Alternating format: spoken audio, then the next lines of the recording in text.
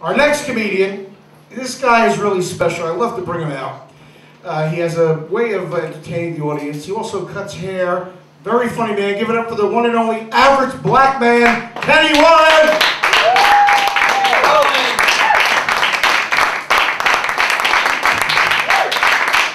Y'all give it up for yourselves. The room ain't full, but it sounds like it is. Yeah. My name is Kenny Warren, a.k.a. the average black man, and I'm from Portland, Oregon. And people always ask me the same question. Is black people in Portland? And I'm like, hell no, I left. So Portland is 2% black.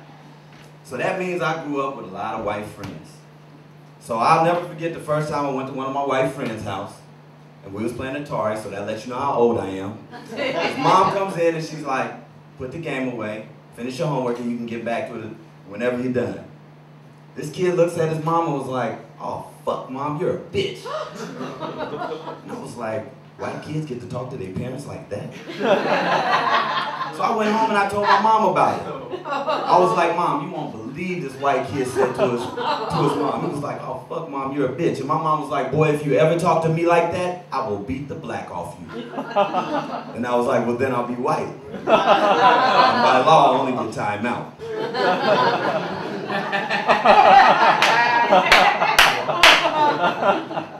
I like that you like that. Even though I'm a Cowboys fan, I like that you like that. So I moved to New York in 2004 and I started working at this barbershop up in Spanish Harlem. And I was trying to build my clientele, so I had a kid in the chair. He was moving around, grabbing the clippers, and I was sweating. His mom seen the frustration on my face, and she came over and was like, you have to be patient with him because he's autistic. Now I'm fresh from Oregon. We still on retarded. So I was like, autistic? I don't want him to draw me no pictures. I just want him to be still like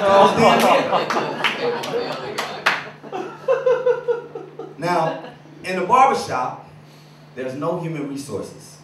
So we talk about everybody and anybody all the time. We talk about Asian people. We talk about Spanish people. We talk about white people. Hell, we talk about black people. Midgets, people in wheelchairs. Yeah, people in wheelchairs usually is very disrespectful. I wouldn't mind kicking a couple of them in the middle of the street. Shit, you just ran over my foot. So we also have people that come through the shop all the time and they trying to sell things. We got a guy that we call the cologne man. He never has what we want. He comes in, he's like, I got everything. We like, well, you got Polo Black? No. You got Issey-Miyake? No. Well, what you got? And proudly, he held up a bottle of Insurrection. And I had to say pause. Because I heard insert and I heard erection. It's like, man, bring me that. Bring me the bottle. He brings the bottle over to me. He brings the... Oh, they try to cut me short. He brings the bottle over to me. And I look at it and I see that it's a male enhancement spray-on. Now I'm just thinking about the way that I like to put my cologne on profusely.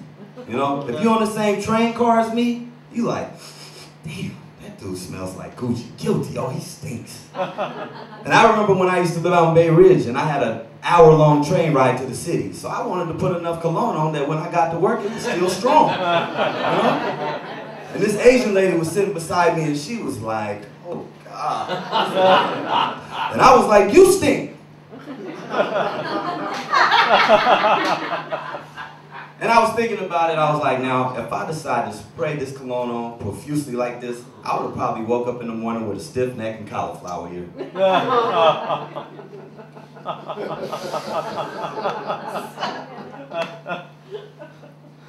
Now, most barbershops, you know, have people that come through to get haircuts, but a lot of shops have people that just come through just to talk shit or just to see who's in there getting it cut. Because I had a kid, little dope dealer, and he's trying to convince me that if I listen to the Jay-Z Reasonable Doubt album, front to finish, I'll be able to sell dope and never get caught, just like Jay-Z. Yeah! So 2 years later, when he came back from his vacation to an island, Rikers Island, I had to ask him, man, was your CD scratched? And we talk about gay dudes unless they there. Because I got this big fella that I cut, you know, about 6'2", 285, 290, probably about a size 14, and he came in the shop one day with some Chinese flip-flops and a French manicure on his toes. I said, a French manicure on his toes. And nobody said shit to him. We got 11 barbers in there. I know somebody had an opinion, but then nobody said, no, wait a minute. One barber did ask him, man, is that a French manicure you got on your toes? And he was like, yes, it is, and it felt good when I got it, because my toes was like, That was sweet as molasses. So once he left, we started talking about him again. We're talking about the fact that if you get into it with a gay dude, it's a no-win situation. You whoop his ass, you go into jail. That's gay bashing. He whoop your ass, he might kiss you. Worst case scenario, he knock you the fuck out. You wake up in the rain of a strange room, and he's sitting on the edge of the bed winking at you. At you. Now, I wanted to get into this comedy, though, because I feel like God is a nut, you know what I mean? Like, he's a comedian in his own right, you know? Like, ladies, for instance, how many times have you seen that hunk of a guy, you know, that Rick Fox type, you know, great body, and then you go to lock eyes with him, and you see that one of them's lazy. And fellas, how many times have you seen that lady with a fat ass? You like, God damn. Matter of fact, I'm gonna follow her for a couple blocks. I ain't going this way, but fuck it. Then she turned the corner and you see she got a fat ass stomach too. And I call those donkey kangaroos.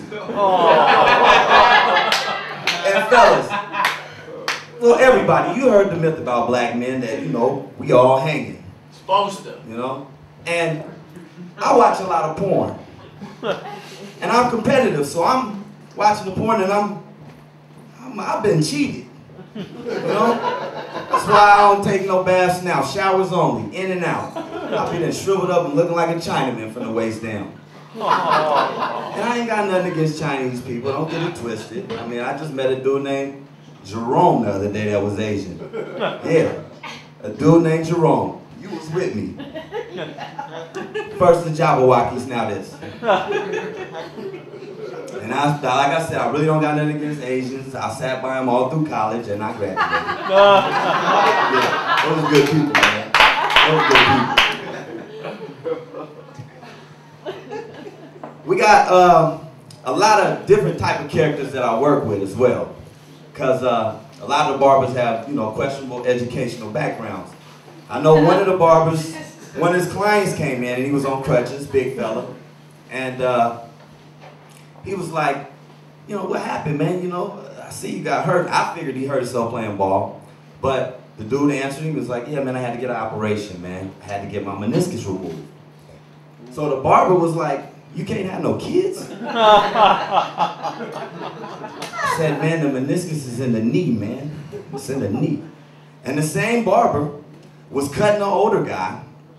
And the older guy had a unique style. He had the sideburns that went straight to the mustache, no beard.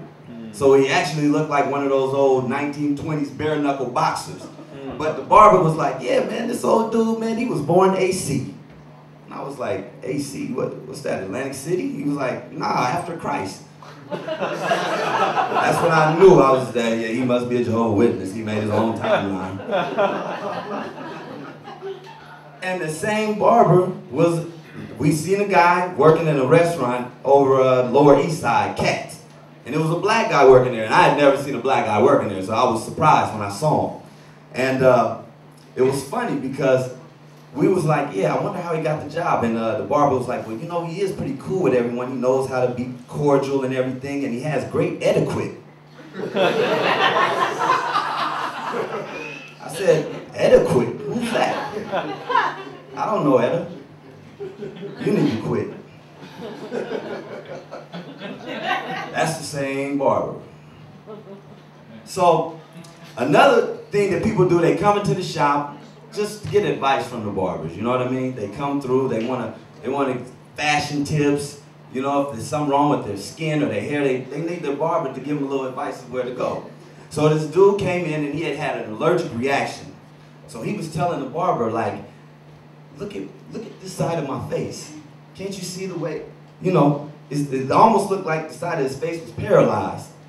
And he was showing it to the guy, and the barber looked at him extensively and said, "You didn't wash your face this morning?" That's when you know somebody really got your back. So he gave me the light, so I'm gonna end it with this. I was on the internet, and I was reading about this guy over in Africa that had 6 wives. And the 6 wives got fed up with the shit. They like, man, this is 2012, man, this is some bullshit. We gotta do something about this. So they all got together, and they set him up. They had him come over to one of their houses, and they raped him. One by one, they had sex with him. Until on wife number 4, he died. What a martyr. That dude is my hero. I wouldn't have went out any other way. My name is Kenny Warren, the average black man. Thank you very much for your time. All right, give it up. Keep it going. You guys are great. Yeah. Right. We're gonna keep it rolling here. Yeah. That's what it's all about.